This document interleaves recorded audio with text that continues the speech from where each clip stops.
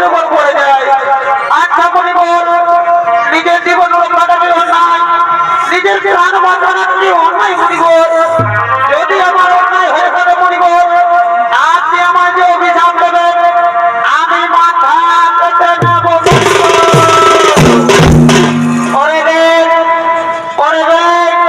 যেহেতু তুই নিজের জীবন রক্ষা করার জন্য আমার একাদশী বড়দের তুলসী নষ্ট করেছিস, এই জন্য আমি তোকে অভিশাপ দেবো না, আমি তোকে আশীর্বাদ করবো। এখনই এই মুহূর্তে এক সুন্দর কন্যার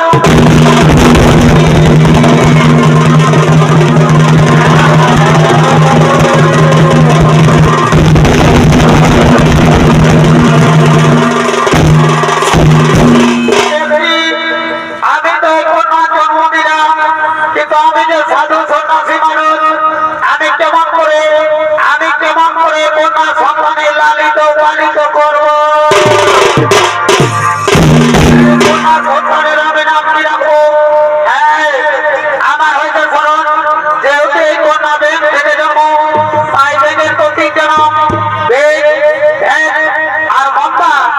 তাই আমি এই কন্যার নাম দিলাম মন্তগরি। আমি যে রাজ্যে বাস করি সেই রাজ্যের রাজা হলো ময়দানব। আমি শুনেছি ময়দানবের কোন কন্যা সন্তান বা পুত্র সন্তান নেই। আমি এই কন্যা সন্তানকে নিয়ে ওই ময়দানবের দরবারে করিব হুকুম, আর মহারাজকে গিয়ে বলবো, মহারাজ আমি আপনার জন্য একটা কন্যা সন্তান নিয়ে এসেছি। আপনি এই কন্যা সন্তানকে নিজ কন্যা বলে স্বীকার করে শিক্ষা দীক্ষা দিয়ে তাকে মানুষের মতো করে তুলুন। তাই আর বিলম্ব করবো না, আমি এই কন্যা সন্তানকে নিয়ে ওই ময়দানবের দরবারে করিব।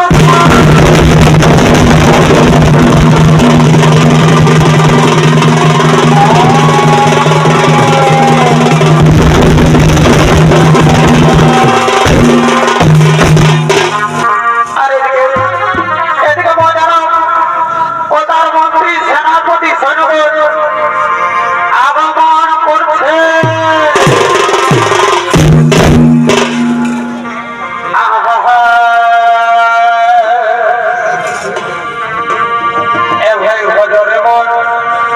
এই মায়ের করো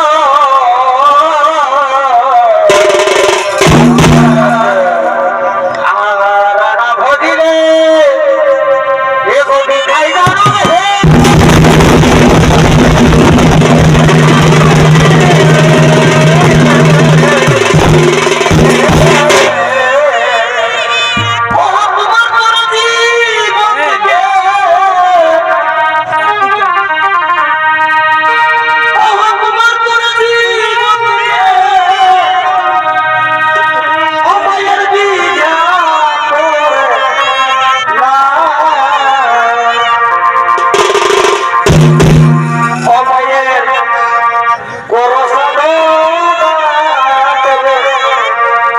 আজি হইয়া পুরো যার কৃপাতে এমনি হবে দাদা, সেই তো তোমার মা। যার কৃপাতে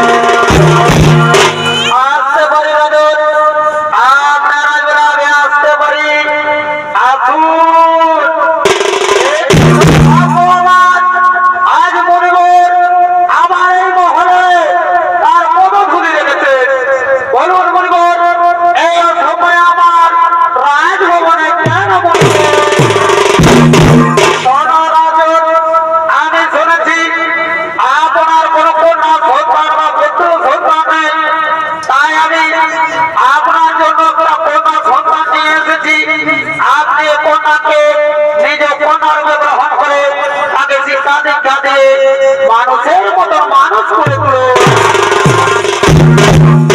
ওহে মণিবর, এই কন্যাকে তো আমি আমার কন্যা বলে স্বীকার করলাম, কিন্তু হ্যাঁ মণিবর, এই কন্যার নাম কি মণিবর? এই কন্যার নাম কি মণিবর? এই কন্যার আমি নাম রেখেছি মঞ্জুরি। তাই এই কন্যাকে তুমি ভালোভাবে লালন পালন করে তাকে মানুষের মতন করে তোলো রাজন। এবার আমি আসি রাজন, এবার আমি আসি।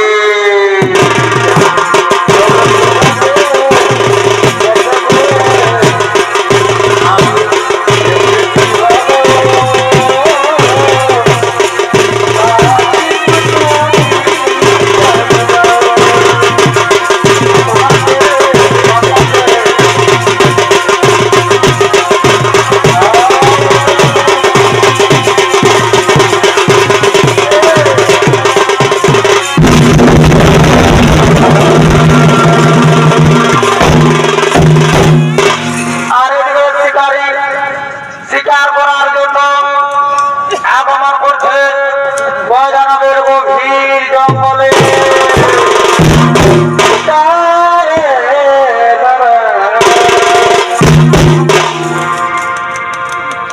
ভাই থাকলে বন্ধু আমি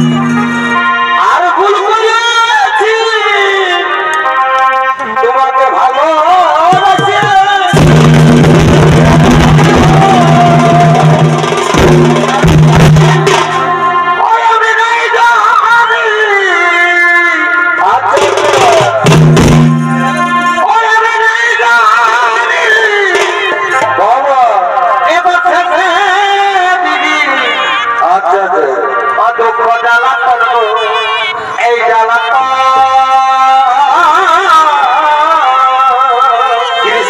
শুনে গে আবাদা আবাদা দিকে বলো এই কি কারণে পাঠিল কর্ম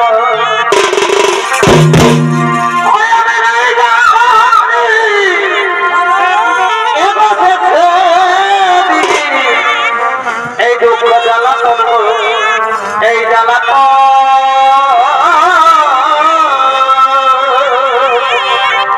কি কারণ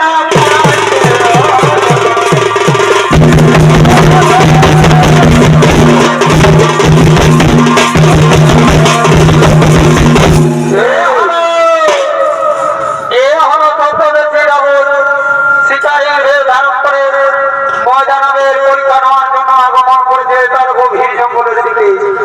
তাই তো করে ছদ্মবেশী রাবণের হত্যা ঝড়ে পরিবেশন করে জানাবেন এই বুদ্ধমান তরুণ নৃত্যশিল্পী বিজয় সিং ঘাটুয়া।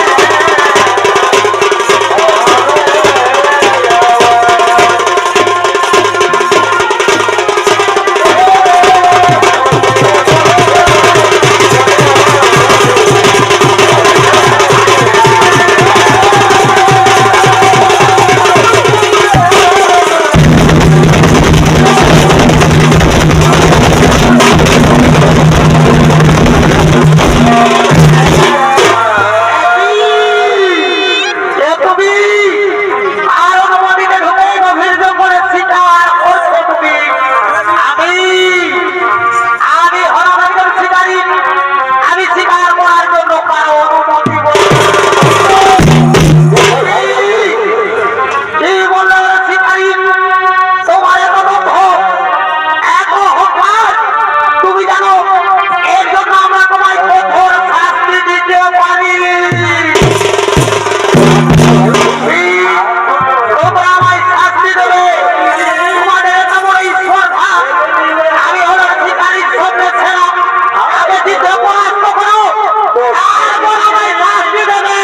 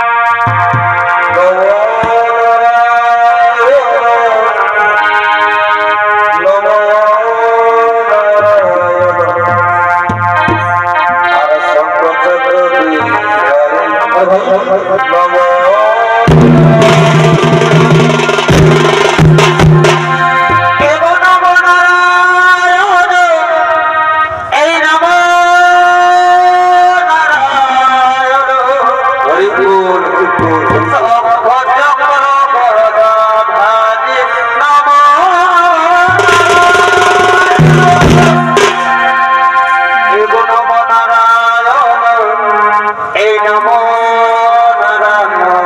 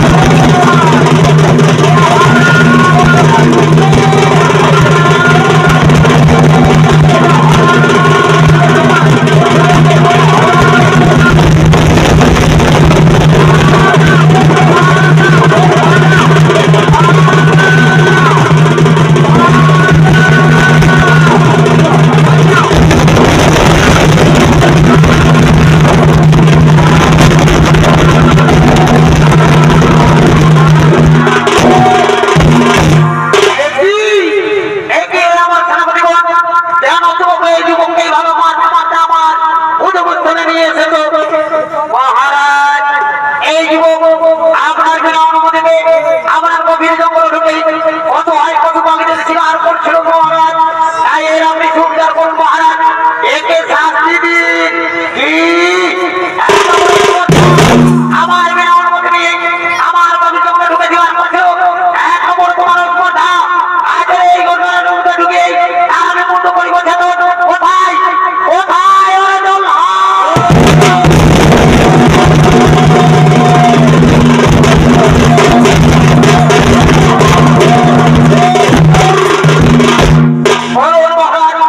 আমায় কি কার্য করতে হবে? আমি এখন সেই কার্য ছেড়ে ফেলবো। শোনো শোনো রেজল হাত, ওই যে দেখতে পাচ্ছ ওই যুবকরা কাঠের মধ্যে তার বন্ধুরা পরিচয় করে ফেলো, তার বন্ধু এক্ষণি করে ফেলো। হ্যাঁ মহারাজ, এক্ষণি আমি তার বন্ধু করে ফেলো। শোনো সেনাপতিগণ, তারপরে করে তোলো তোমরা ধরো, আমি তার বন্ধু এক্ষণি করি ফেলো।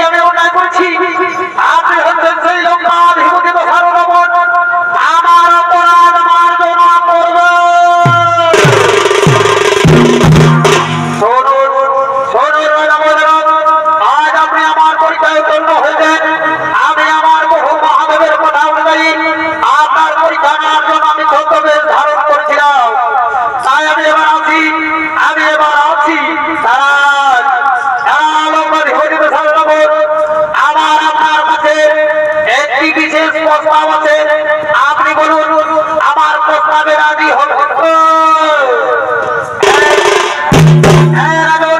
বলুন আপনি আমার কাছ থেকে কি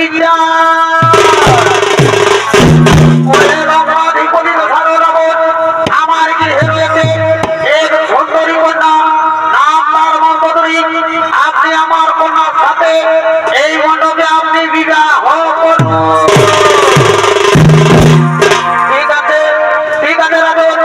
আপনার কন্যাকে করে সাজিয়ে আমার সম্পর্কে নিয়ে আসুন। আমি আগে তার সাথে বিবাহ করবো, আর বিবাহ করে আর নিয়ে যাবো আমার ওই সোনার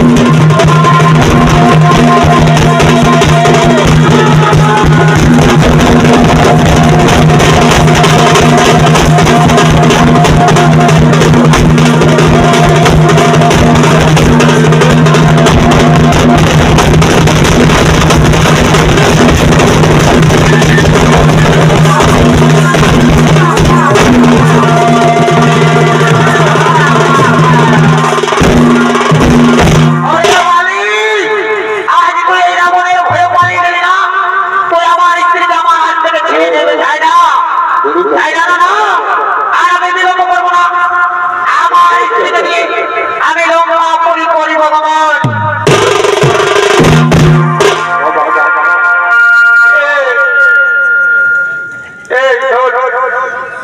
বলছি মহারাজের বিয়া বলে বুঝলে বেশি দালালি করে না কেন করা বহুত কমিটি দাদা ভাজছে আর গতি করে আসছে আর ওদিকে ভালো দিকে দিকে দিকে বলবি এদিকে রে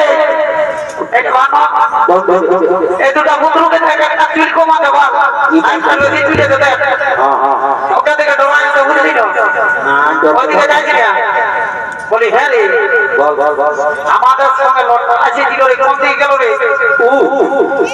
এ বাড়ি একটা কথা বলবো না ও সারা স্বভাবটা তোমার খারাপ দেখ কোনো ধমা করার দিকে নেই বিড়ি কাটছে না বিড়ি তো কমাটা নেই আর ওই জায়গায় কালপো দিকে আর বসে গেছি দাদা তো এই জায়গাটা আমি একবার দিকে আসছি দেখছি সারা ঘন্টা ফোন থেকে ঘুরতেছে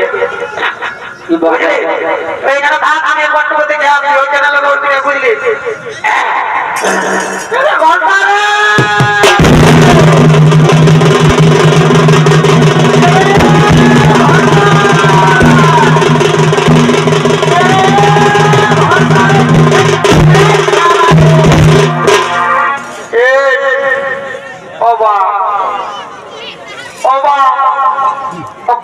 যেমন আমার নাম তেমনি আমার ঘন্টায় দিল রে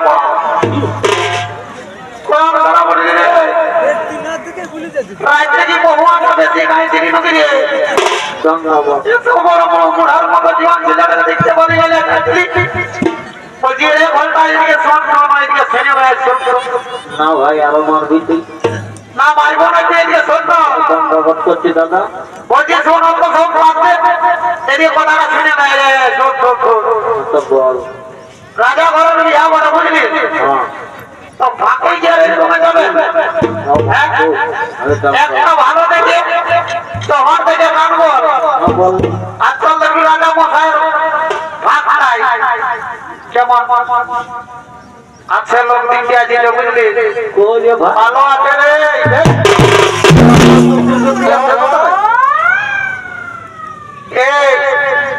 তুই ওটা লড়াই করিস তুই কি বলছিস বড় ধরো কাজে মোটা সেটা দেখা দিতে আমরা ভাগাচ্ছি আমরা দুইটা কাজে